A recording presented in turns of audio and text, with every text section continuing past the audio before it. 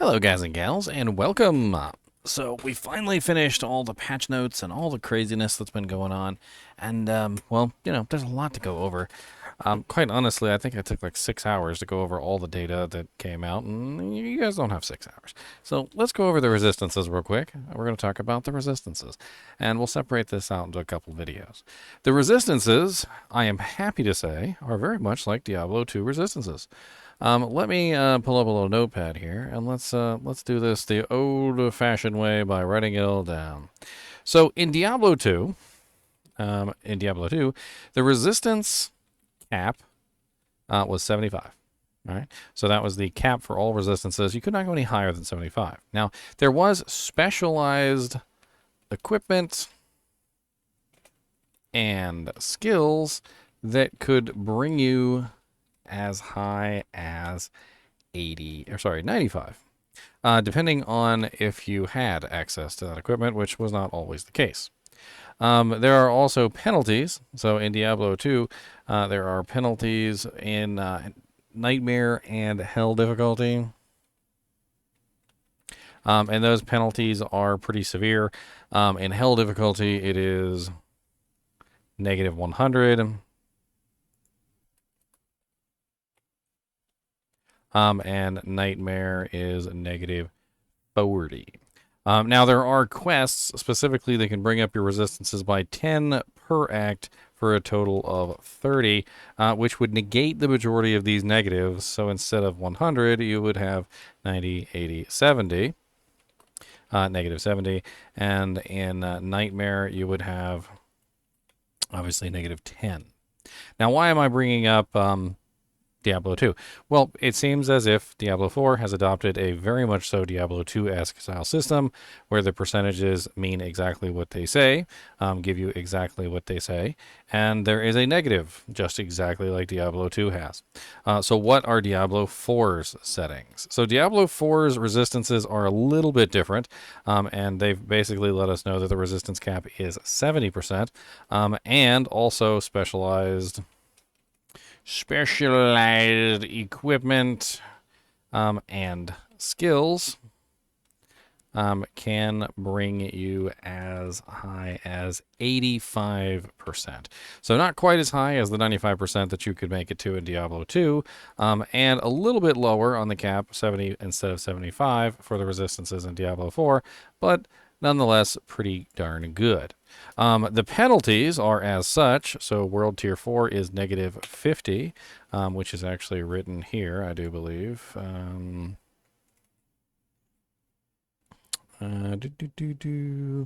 Or is it written here? I can't even remember. They upped the penalty, so it used to be, here it is right here. So World Tiers 3 and 4 now apply a penalty of -25 and -50. So World Tier 4 is -50 now instead of -40 like it was before, and at World Tier 3 is going to be -25. So as you can see here, very similar setup to Diablo 2 in a very, very, very a lot of ways. Not only do they function almost identically in terms of resistance cap and also equipment that can bring you above the resistance cap, but they also both have a penalty, and the penalty varies depending on the difficulty. Hell being equivalent to World Tier 4, and then Nightmare being equivalent to World Tier 3. Now, what this means is that you're going to need a pretty decent amount of resistance to hit the cap. So just like in Diablo 2, you needed a massive amount of resistance to overcome the -70, and then you also needed to hit the 75% cap. So like in Diablo 2, if you wanted to hit the 75% cap, you would need 70% just to bring yourself back up to 0. And then you would need another 75% to hit the cap, which means that you would need a total of 145% in Hell difficulty to any specific resistance to hit the cap for that resistance. And it's no different than this game. Now, in Diablo 2, you can overcap your resistances. If you guys have never heard about this before, overcapping your resistances is where you fight against any kind of negative by providing more than what the cap is, which is exactly what you'll be doing to hit the cap in most situations. Obviously, 145% is more than enough to hit the cap of 75%, but to overcome the negative, which is what you're trying to do, you need more than that. In Diablo 2, there's things like lower resist and conviction, which can lower resistances even further. And adding more resistances in can, of course, protect you from these negative effects. And it's something that we do on a regular basis in Diablo 2. There are going to be negative resistance effects in Diablo 4 as well. There are some of them listed here. We have one right. Where is it?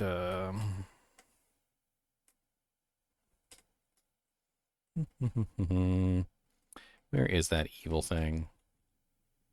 There's a modifier that's being added to like the nightmare dungeons, gives like a negative resistance debuff that continues to stack on the player up to like a certain amount.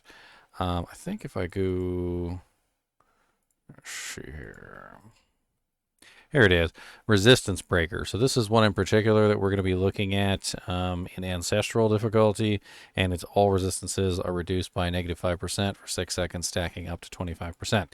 So in this particular case, similar to Conviction, you would have to stack higher than what you would normally to obtain a perfect roll. So assuming the World Tier difficulty bonus of -25, and then the Resistance Breaker of -25% on that, then you have an idea of like how low you can potentially go. And there may be other ways that your resistances can be reduced, but this is just one of those myriads of ways. So how much resistances do you need to hit the cap in World Tier 4? Well, without any resistance breaker or anything going on, it's pretty simple math. You basically just add together the differences. So for instance, you need 70%, right? So you're going to start at a -50, which is, nasty, which means you're going to need 50 to overcome that, and you're going to need another 70 to overcome the cap, right? So you got 50. You're going to have to add in 50, and then you're going to have to add in another 70, which is going to get you to a total of 120%. To hit the 70% cap, not the 85. Now, to hit the 85% cap, you're going to need an additional 15%. So plus 15 more to hit that cap, which is going to be 135% to hit the 85% cap. Now, as far as I understand it, with the 85% cap, you're going to need specialized equipment to increase the maximum. There's all sorts of specialized equipment that they have been talking about in here. Things like the elixirs can give 6% to maximum resistance by themselves to each individual resistance. There are also a lot of individual ways that you can increase your maximum resistance, like Storm of the Wild's Incense, 2% for every nearby player. They also have some other interesting things. They have also changed the way that intelligence works and grants resistance, and we're going to talk about that in a minute. But we can go ahead and we can just copy this in here just so we have that sitting on hand. Now, how are you going to get your resistances, and how easy is it going to be to get your resistances? Well, if we take a look at what they've stated here, we know that the amulets, for instance, can have a maximum resistance of, where's that? There's an amulets are in here somewhere. They got pretty much everything. Like here's the pants, individual resistance rolls. Then we have the all resistance rolls, which will be at a maximum of 16% on the amulets. So when you're looking at your resistances, this is basically what you're going to be looking at. You have 16% on your amulet to all res. You're also going to have a 10% to all res on your rings. So plus 10% plus 10%, which is going to get us to 36% right there. And then we also have, actually, no, the amulet is 24. My bad. Hold on. Yeah, I knew something was wrong there. So it's 24 plus 20, which is going to get us to 44%. So notice we have 44%, which is going to cancel out a lot of that penalty, but it's not going to bring us into the positive. Now, each ring also gets 10% to an individual resistance, and we're not going to count that right this second, but you can add 10% to, say, poison, fire, lightning, ice, whatever it is that you're trying to get a specific resistance for. You can also add gems in your equipment now. So the diamonds are going to give 5% all for royals, and the single gems are going to give 30% for royals. So if you want to bump up one specific resistance, you can use like a royal, say, emerald for poison resistance and get yourself 30%. Or you could potentially just simply add 3 diamonds and get yourself 15%, which is going to bring you to 59%. Now, intelligence is going to give you a pretty large amount of resistances too, and depending on your character, you get a pretty decent amount. I'm not exactly sure how much intelligence my necromancer had, but I do remember it was well over 1,000. So let's just take a median number, and let's say like 1,200, which seems like a decent amount of intelligence on like a sorceress or a necromancer. And then we multiply that by 0.025, which is going to get us our resistance, which is 30. So we get 30 all there. So we take our 59 that we had before, and we're going to add that in, which means that with just our amulets, our rings, and the all resistance that comes from the actual intelligence thing, we're going to be sitting at 89%. Now, this, of course, has to be subtracted from the penalty. So we have to subtract the penalty, which sets us at 39%, which is actually not bad at all. We're nearly at 40%, which means that our individual resistances can now come into play and start capping out things. So, for instance, you notice here that they talk about how single resistant affixes now contribute a maximum of 35% resistance for a fully upgraded normal item, 48 for sacred, and 65, pretty massive, 65% for an ancestral for total resistance. So if you add in a couple items that have a singular 65% resistance, you'll notice that if you add 65 to this, you are sitting at 104, which is well over the 70% cap. So a single 65% resistance would cap you out on each individual resistance. Now, obviously, there's multiple resistances, so you're going to have to figure out exactly how you want to get everything set up. You have 2 rings with 10% each, which you can utilize as well. And, of course, you could also, instead of using diamonds, you could use individual 30s. That's also another way that you could approach it. It really depends on what resistances you need at what particular times you need them. There's also quite a few ways that you can get resistances through things like the Paragon board. You can also get things like the Elixir of Magic Resist, which gives you 25% all resistances. There's also Incense. There's the Intelligence, of course. Most characters are not going to have access to this, though. This is really just a sorceress and necromancer thing, and that's probably why they nerfed it too from 0.05 to 0.025, because, well, no, I guess they didn't want the necromancer and the sorceress to be too overpowered. The barbarian as well, and pretty much any character that relied on armor, because armor and resistances have been kind of like removed from each other. The armor buffs have kind of been returned because now they don't have to worry about armor being linked together with the resistances anymore. According to what they're saying, the resistances are going to play a pretty big role in our survivability, and obviously, as you can tell, it's not going to be impossible to work out having maximum resistances. Hitting that cap of 70% does not seem ridiculously difficult, and assuming that you are fighting, say, a monster that's dishing out fire, or in the case of Uber Duriel, or whatever you want to call him, the King of Maggots, they said that he's going to be mainly poison damage, so I mean, you can focus on poison resistance. Now, very interestingly, is that the royal gems at 30% offer a very easy way for you to cap out a specific resistance in, like, for instance, if you're fighting Duriel. So you can unsocket your items at any time you want to, which means that you can very easily take the Royal Emerald, for instance, when you're fighting Duriel, and you could just simply socket 3 of them in your equipment.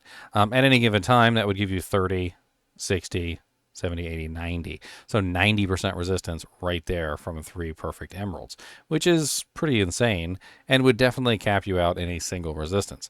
I have a feeling that as we go forward in Diablo 4, we're going to see a lot of people utilizing the individual gems to cap out specific resistances versus specific bosses, as opposed to the royals, which have all resistance, unless you can just cap out all resistances, in which case, if you can cap out all resistances, then more power to you.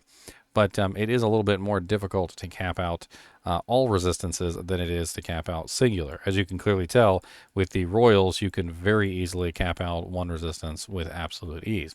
And if we were to run some more calculations and things like that, I mean, it's assuming that we have 39 resistances after the penalty.